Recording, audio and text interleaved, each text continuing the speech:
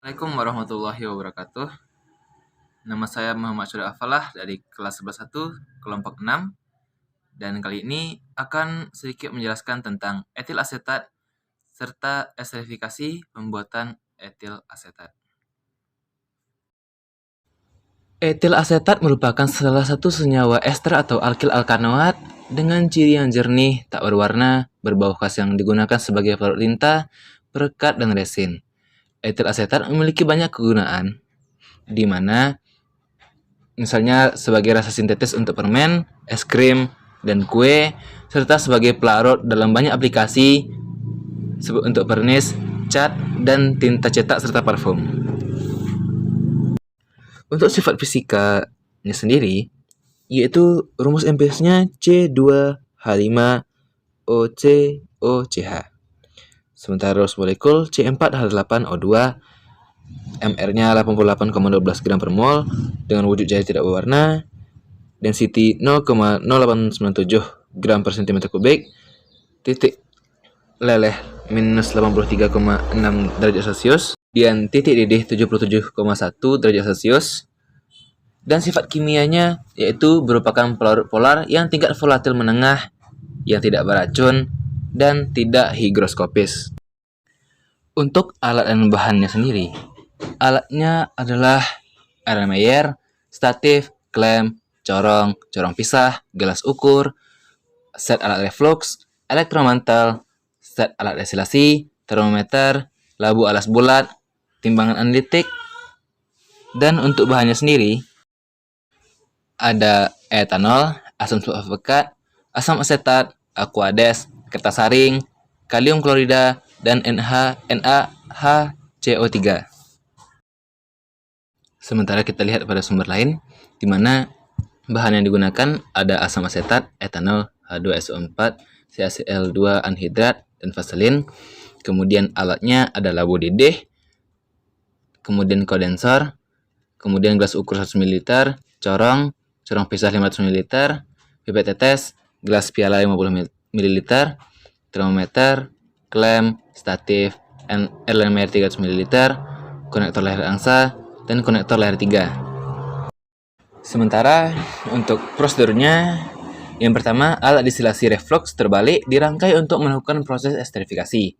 Yang kedua, asam asetat dan etanol ditambahkan ke dalam labu didih dengan volume sesuai dengan rasio mol yang ditentukan, lalu tambahkan katalis asam.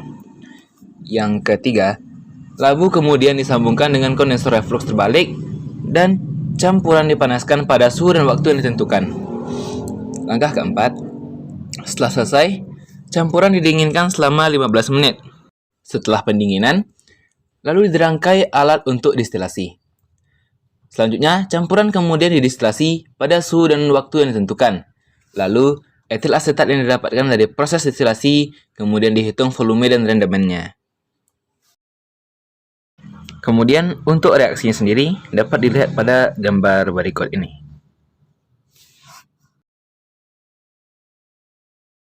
Kemudian, cara mengidentifikasi etil asetat adalah baunya yang harum, dan jika ditambah air, maka terbentuk bidang batas antara keduanya. Baiklah, materi selanjutnya akan disampaikan oleh rekan saya, Lara Trianovita. Saya Lara Trianovita dengan nomor absen 17 akan menyampaikan kesimpulan mengenai materi identifikasi metabolit sekunder. Materi tentang identifikasi metabolit sekunder. Yang pertama, pengertian metabolit. Metabolit merupakan suatu senyawa-senyawa organik yang dihasilkan dan terlibat di dalam metabolisme dalam suatu makhluk hidup. Metabolisme adalah reaksi kimia yang berlangsung di dalam organisme hidup dan merupakan reaksi yang sangat terkoordinasi, mempunyai tujuan, serta mencakup berbagai kerjasama dari banyak sistem multi-enzim. Klasifikasi metabolit. Metabolit ada dua metabolit primer, yaitu metabolit penting untuk kelangsungan hidup, yang terdiri dari karbohidrat, lipid, dan protein. Dan yang kedua metabolit sekunder, yaitu yang mempunyai kemampuan bioaktivitas dan digunakan untuk mempertahankan diri dari lingkungan, yang terdiri dari alkaloid, fenolik, dan terpenoid. Selanjutnya, fungsi metabolit sekunder. Ada 5. Yang pertama, proteksi terhadap serangan makhluk hidup lainnya dan lingkungan, sumber obat-obatan, pestisida dan insektisida, alat komunikasi, contohnya hormone, feromon pada semut. Yang terakhir itu ada alelopati, membuat tanaman tidak tumbuh di sekitarnya. Selanjutnya, sumber metabolit sekunder. Sumbernya ada brokoli, bawang putih, kubis, anggur, jahe, cabai, tomat, daun teh, madu, kedelai, dan kunyit. Untuk nama senyawanya, dia memiliki nama senyawanya masing-masing. Dapat dilihat pada tabel berikut. Pemanfaatan metabolit sekunder dalam kehidupan. Tumbuhan yang mengandung MS itu ada bumbu, parfum, pewarna, racun, stimulan, halusinogen. Dan ada produk ekstrasi isolasi yang dimana terdiri dari biopestisida dan phytomedicine. Biopestisida ini memiliki sifat fungisidal, antivirus, insektisidal, dan herbisidal. Dan phytomedicine ini juga memiliki sifat, salah satunya itu ada analgesik, anti radang, dan antiritmik. Selanjutnya, klasifikasi metabolit sekunder. Metabolit sekunder itu ada 3. Yang pertama, terpenoid yang terdiri dari atom C dan H dengan perbandingan 5:8. Yang kedua ada fenolik, yaitu kerangka dasar fenol. Dan yang ketiga itu ada alkaloid yang memiliki atom N pada cincin siklik. Pertama kita akan membahas mengenai terpenoid, yaitu terdiri dari monoterpen C-nya 10 dan sesquiterpen C15, diterpen dengan C20, triterpen C30 mirip dengan steroid. Yang kedua itu fenolik. Yang pertama itu ada flavonoid, kumarin, lignin, quinon, asam fenolat, tanin, dan lain-lain. Pertama kita akan membahas mengenai terpenoid. Terpenoid merupakan suatu metabolit yang tersusun atas atom C dan H dengan perbandingan atom C dan H-nya yaitu 5:8 yang bergabung secara head to tail, kepala ekor. Kerangka dasar penyusun senyawa terpenoid adalah isopren dengan rumus C5H8. Isopren dapat kita lihat pada gambar berikut ini dengan kepalanya 1, 2, dan 5 dan ekornya adalah 3 dan 4. Di mana di sini CH2, CH3 itu sebagai kepala dan CH2-nya sebagai ekor. Untuk karakteristik terpenoid ini yaitu tidak berwarna, merupakan cairan yang memiliki bau, memiliki berat jenis yang lebih ringan daripada air, mudah menguap dengan adanya uap air panas. Sedikit diantaranya berwujud padat seperti kampor. Struktur senyawa terpenoid ini merupakan alil siklik. Beberapa di antaranya merupakan senyawa tak jenuh dengan 1 atau lebih ikatan rangkap. Terpenoid ini juga merupakan komponen utama dalam minyak atsiri dari berbagai jenis tumbuhan dan bunga. Klasifikasi terpenoid ini berdasarkan jumlah atom C ada 4, monoterpen C10, sesquiterpen C15, diterpenoid C20, dan triterpenoid C30.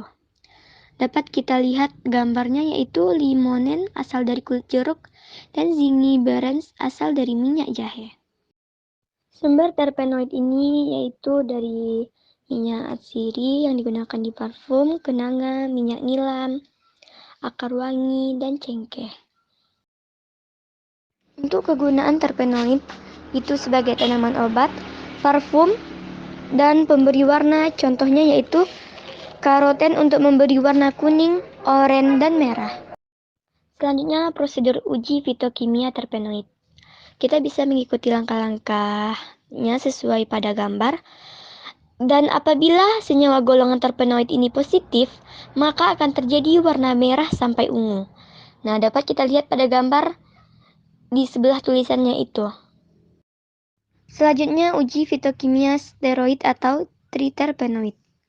Senyawa golongan steroid ini positif jika terjadi warna hijau kebiruan dan senyawa golongan triterpenoid berwarna merah sampai ungu. Nah, pada uji fitokimia saponin ini, itu apabila senyawa golongan saponin itu dikatakan positif jika terbentuk busa yang mantap. Selanjutnya membahas mengenai fenolik. Fenolik merupakan senyawa metabolit dengan gugus fungsi hidroksil. Contoh senyawa fenolik ini yaitu flavonoid dan tanin. Di dalam tumbuhan, kelompok senyawa ini memiliki fungsi salah satunya yaitu pembangun dinding sel dan pigmen bunga. Dan mempunyai sifat dan ciri-ciri, diantaranya yaitu cenderung mudah larut dalam pelarut polar, bila murni tak berwarna, jika kena udara akan teroksidasi dan menimbulkan warna gelap, dan masih banyak lagi. Selanjutnya perbedaan dan persamaan dari flavonoid dan tanin. Flavonoid seperti yang kita ketahui yaitu senyawa metabolit dengan gugus polifenol yang memiliki struktur C6, C3, dan C6. Terdapat pada akar, batang, dan daun, digunakan sebagai obat antioksidan dan contohnya yaitu quercetin dapat dilihat pada gambar. Tanin yaitu senyawa polifenol yang berasal dari tumbuhan, berasa pahit dan kelat. Terdapat pada tumbuhan contohnya kopi, gambir, dan digunakan sebagai bahan pengawet perekat sebagai bahan obat. Contohnya yaitu teh. Nah, dapat dilihat bentuknya. Itu sebenarnya hampir sama dengan quercetin. Lanjut prosedur uji fitokimia fenolik. Itu intinya, jika senyawa golongan fenol itu positif, maka terjadi perubahan warna hitam, ungu, dan hijau. Dan pada uji fitokimia flavonoid, itu apabila senyawanya positif, maka akan terjadi warna merah sampai jingga pada lapisan amil alkoholnya. Sedangkan pada uji fitokimia tanin, senyawa golongan tanin ini dikatakan positif jika terbentuk warna merah jingga pada lapisan amil alkohol. Nah, selanjutnya itu ada alkaloid. Alkaloid merupakan senyawa basa karena mengandung atom nitrogen dan terikat pada cincin heterosiklik. Alkaloid ini biasanya berbentuk kristal atau amorf dan biasanya itu rasanya pahit. Nah, sifat umum dari alkaloid ini yaitu memiliki rasa pahit, bersifat basa lemah dan sedikit larut dalam air dan dapat larut dalam pelarut organik nonpolar seperti dietil ether, kloroform, dan lain-lain. Beberapa alkaloid memiliki warna seperti berberin yang berwarna kuning dan garam sanguinarin dengan tembaga yang berwarna merah. Alkaloid akan terdekomposisi oleh panas kecuali stryken dan kafein. Selanjutnya yaitu alkaloid pada dasarnya ini merupakan senyawa yang bersifat basa dengan keberadaan atom-atom nitrogen dalam strukturnya. Asam amino berperan sebagai senyawa pembangun dalam biosintesis alkaloid. Alkaloid ini memiliki kelarutan yang khas dan dalam pelarut organik. Golongan senyawa ini mudah larut dalam alkohol dan sedikit larut dalam air.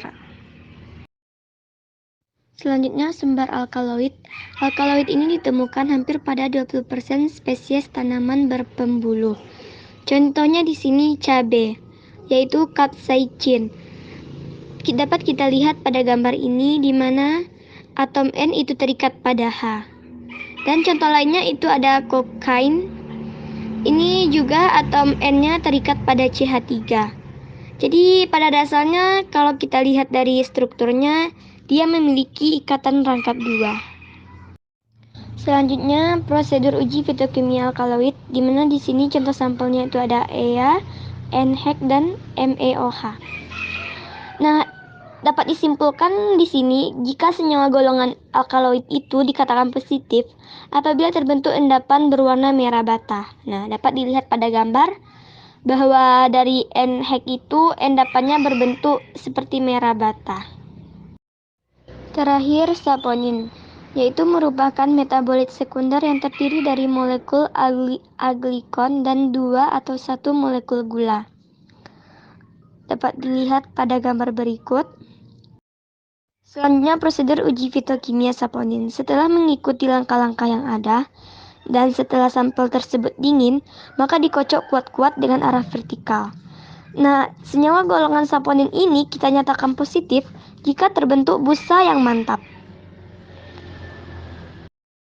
Dapat dilihat dari gambarnya bahwa larutan yang pertama itu terbentuk busa yang sangat mantap. Dan bisa dikatakan senyawa tersebut tergolong senyawa saponin.